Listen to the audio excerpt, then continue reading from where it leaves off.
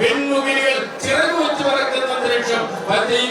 പച്ച വിരിച്ചു നിൽക്കുന്ന പരവതാനികൾക്ക് താഴെ മണൽ പറ്റി നിൽക്കുന്ന ആഭാരവൃത്തജനങ്ങളും വഞ്ചിപ്പാട്ടിന്റെ താളം കൊണ്ട് അനുഗ്രഹീതമായ ആ ദൃശ്യവിസ്മയം കണ്ടെന്ന് മയങ്ങിപ്പോയോ എന്ന് തോന്നും. അത്ര മനോഹരമായ ജലഘോഷയാത്ര വഞ്ചിപ്പാട്ടിന്റെ ഈണവും ഇമ്പവും കൊണ്ട് അനുഗ്രഹീതമായിക്കൊണ്ട് ഈ ആറന്മുളയുടെ ഉത്രാതി ദിനത്തെ ധന്യമാക്കിക്കൊണ്ട് കടന്നു പോകുമ്പോൾ ആ മത്സരത്തിന്റെ രണ്ടാം പാദ മത്സരത്തിൽ ഇടയാറന്മുളയും കാട്ടൂരും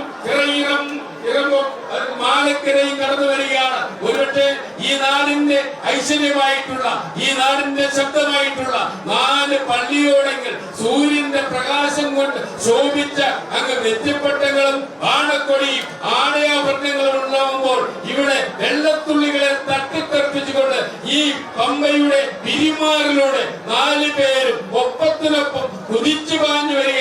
മുന്നിൽ വരുന്നതല്ല, വേഗതയിൽ വരുന്നതിനാണ് ഇക്കുറി കാര്യം. വേഗതയുടെ രാജകുമാര ആരായിരിക്കും? രണ്ടാം ട്രക്കിറ്റിലെ മാലക്കരയാണോ അതോ ചിറയിറമാണോ കാട്ടൂരാണോ ഇടയാറന്മുളയാണോ കടന്നു വരുന്നത്? അവരെങ്ങനെ ചിറകു വെച്ച് കറുത്ത ചിറകു വെച്ച് പറക്കുന്ന അരയന്റെ പിടകളെ പോലെ 2 പള്ളിയോടങ്ങൾ ഒന്നിലും രണ്ടിലൂടെ മത്സരിച്ച് കടന്നു വരുമ്പോൾ ഈ ഭാഗത്ത് നിൽക്കുന്ന ഇവിടെ നിൽക്കുന്ന കാണികളുടെ മനസ്സ് മുഴുവൻ ഇമ്പമുള്ള ഈണമുള്ള പാട്ടുകളുടെ സ്വരം കേട്ടുള്ള ഇവിടേക്ക് ഇതായി കടന്നു വരുന്നു. 4 പേരിൽ ഇടയാറന്മുളയുണ്ട്, അതിന് കാട്ടൂരുണ്ട്, ചിറയിലുണ്ട്, മാലക്കരയുണ്ട്. ആ 2 പേരാണ് മുന്നോട്ട്.